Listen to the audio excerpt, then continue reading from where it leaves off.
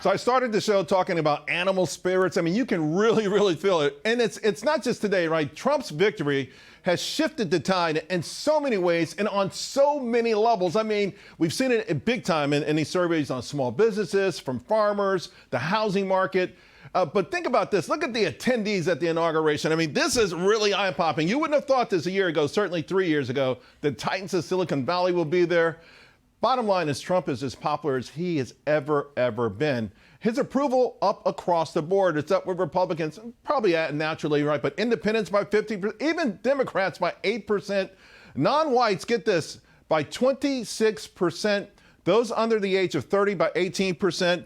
And college degrees up 17%. Now, here's the interesting thing, right? When it comes to college and these young adults, and that's the pushback from the education system, particularly colleges. You know, when they go back to school, right? It's going to be a lot of pushback. And this is why colleges really, they're reworking some of the DEI stuff, mostly because of legal things. But look how much effort they put into it. This was academic papers, and this is just the spike in DEI-related terms from academic papers. Everything surged, right? Well, there was social justice, inclusion, underrepresentation, all the buzzword, microaggressions. They absolutely surged. They never wrote papers about these before, and that's all they wrote about. And here's where it gets a little interesting. Listen, we're in a race to stay on top. And that race to stay on top is the preeminent nation in the world centers around technology. And the only reason that China has been able to keep up their pace is their universities. I highlighted in red their universities, all AI. These are patents for all AI, for data savings, for deep learning. If it wasn't for the universities, China would not have been able to keep pace with us. In fact, since that China 2025 program a few years ago, the universities have led global AI patents. They have 86%. You know what our universities have? 3%. So while today's news about TikTok and that ban is a real great story, the real battle will be in trade and AI. Paulo, go. Oh, then Teddy, knock it off. I'm scared. Oh, what the hell?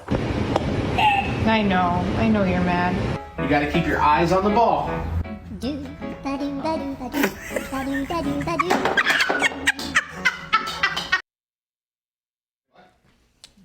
All right, folks, joining me now, Abby Hornacek, Fox Nation host, and Big Money Show co-host Taylor Riggs. All right, we'll start with TikTok since that's the news. But again, I'm going to not be able to see those videos ever again. The little kid out there, that was a great video. There's probably some weird app that has been recording them. No, but another app. Yeah, listen, if they're popular and someone is making money off of them, then someone will pick it up. If TikTok won't pick it up. I thought what was interesting today is initially all the social media stocks are down. They're turning up a little bit except Snapchat. I guess there's no hope for Snap. But here's the thing. Do you let 170 million U.S. users say, hey, we don't care if China steals our information? Or do you just have hope that this will be a nothing burger at the end of the day and President Trump will find a way to negotiate a deal? Well, I think President Trump's going to find a way to negotiate a deal because he has been so successful on TikTok. So it is a personal interest of his that it keeps going. But not only the 170 million Americans, but there are also 70 million plus businesses on TikTok. And Charles, I have been a person who has not downloaded TikTok. I don't have it. I saw it come on the market and I was like, you know what? I don't need more distraction. Got into crocheting instead. But then there was obviously the privacy concerns. And now I think this is the best thing for someone like me who doesn't have TikTok. I think it bodes well for them because now I'm thinking about downloading it if it's acquired by someone like Kevin O'Leary and Frank McCourt. So we'll see what happens. We'll see. What do you think? We just interviewed Frank McCourt a few hours ago. He's confident that he's the only one who can comply with this Supreme Court order, which is a full divestment and separation of those assets, and keep TikTok alive for the content creators, the economy that we have associated with it, the Americans who want to be on it, who like it. He has the deal. We'll have to see if it goes through. Yeah, we'll see. I mean, he's not the only one, I don't think. Amazon, if they made a bid, they can do something. They got some deep pockets, too. Just some cash. You got 20 bill? Oh, by the way, the bid is going to go up. If there's a bidding war, I'm telling you, it's going north of 50 billion. Some valuations say it's 75 billion. So yeah, I understand someone trying to buy it for 20 bill. I'll throw my hat in the ring if I can figure out a way to raise the money. But this whole thing I started with, there's some bigger battles, right? I think AI and trade are the two real big battles, and we should be pulling away from China on AI, but they're keeping up with universities. What do you make of that? AI in universities. Yeah, like the fact that our universities have been so focused on other Yes, things. I agree. We've been so focused on DEI and everything that we've been falling behind. One of the things that I love too was the Scott Bessent pushback on how China's winning the clean energy race. He was like, no, there is an energy race. Right. We have to win. Right. He's spot on. We have to win at everything. Absolutely AI. AI has to be number one. But I'm so confident that this next administration at least can get us back on track where we're focused on meritocracy, on winning, on education, on thinking about the next decade of what's to come, the next 3 decades of what to come. I mean, let me stick on colleges for a moment.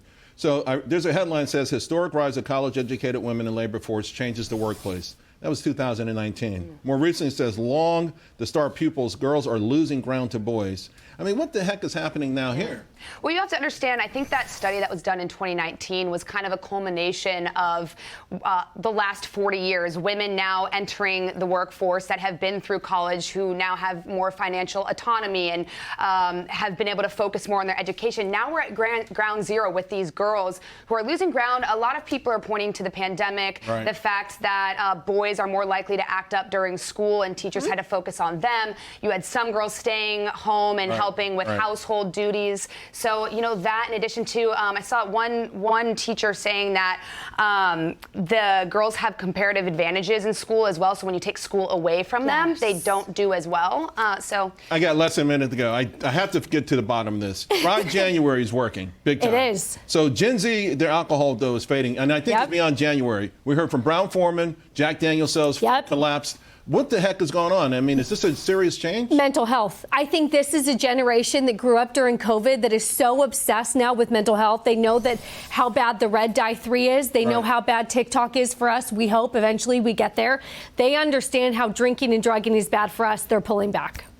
You buying That's why she's so smart, because she doesn't drink. But I am buying it, Charles, because if you have heard of Dr. Amen, he's a brain expert. On TikTok. Yeah, on TikTok.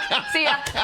No, luckily he does have clinics as well. But yeah, he studies the brain, and alcohol is a horrible Ladies, effect thank on you the brain. both very, very much. Have a great weekend.